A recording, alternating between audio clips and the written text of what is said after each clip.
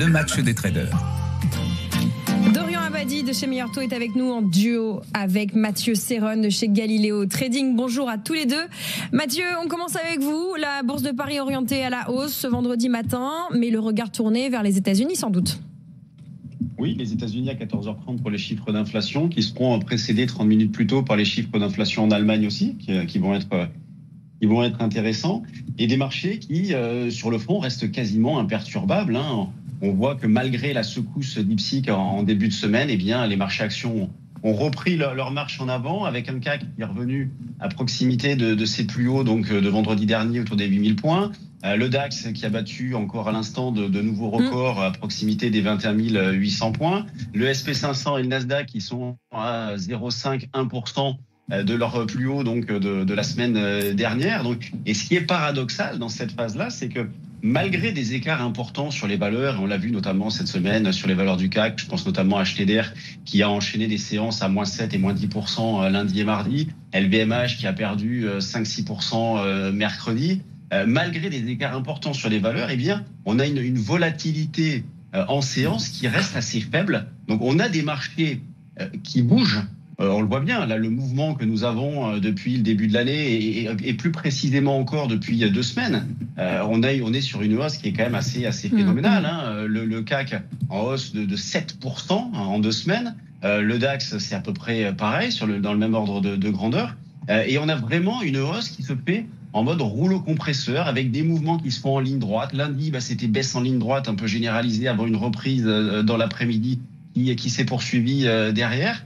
Donc, dans ce contexte-là, eh bien, moi, comment j'aborde les choses en travaillant à l'achat, bien évidemment. Donc, sur le CAC, j'essaye d'acheter le plus proche possible de la zone des 7945-55. Donc, c'est plus très loin des niveaux de prix actuels. Mais on souffre entre guillemets, du manque de retracement dans cette phase-là. Comme je disais, tout se fait vraiment en mode rouleau compresseur en ligne droite. Donc, si j'arrive à acheter sur 7945-55, eh bien, je viserai les plus hauts récents autour des 8000. Si jamais on venait à franchir cette zone autour des 8000 points, la cible est toute vue. Ça va être les plus hauts historiques, on va dire, sur le CAC, autour des 8250, 8300 par là. Et ce qui importe dans ce genre de situation-là, de marchés qui sont extrêmement fermes, c'est déterminer des niveaux d'alerte. Alors, dans l'état actuel des choses, c'est pas simple de déterminer des niveaux forts d'alerte.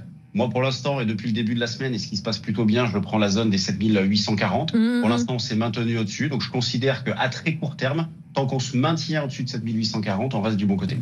On reste du bon côté. Dorian Abadi, est-ce que vous considérez qu'on est du bon côté, au même niveau que Mathieu ? Bonjour à tous. Effectivement, en tout cas, c'est une séance importante pour les marchés qui débutent ce matin, puisque en France, on se rapproche petit à petit de ce niveau symbolique des 8000 points sur le CAC, avec une hausse de l'ordre de 0,30% pour le moment dans les premiers échanges. Alors, on est quand même à plus 8% tout de même depuis le début de l'année, et symboliquement, en fait, on revient sur les niveaux antérieurs à la dissolution de l'Assemblée, puisque c'est à partir de la dissolution en juin dernier que le CAC a connu véritablement... Ça a commencé fortement, effectivement, à tanguer à partir de juin. Et finalement, jusqu'à la fin de l'année, parce qu'on avait également les craintes autour de Trump, il y a eu le ralentissement économique, bref, il y a eu tout un tas de sujets. On en parle d'ailleurs assez rarement, mais l'indice CAC 40 dividendes investis se rapproche quant à lui des 25 000 points. Donc là aussi, évidemment, on est autour de 8%, parce qu'il n'y a pas eu encore de distribution majeure en début d'année.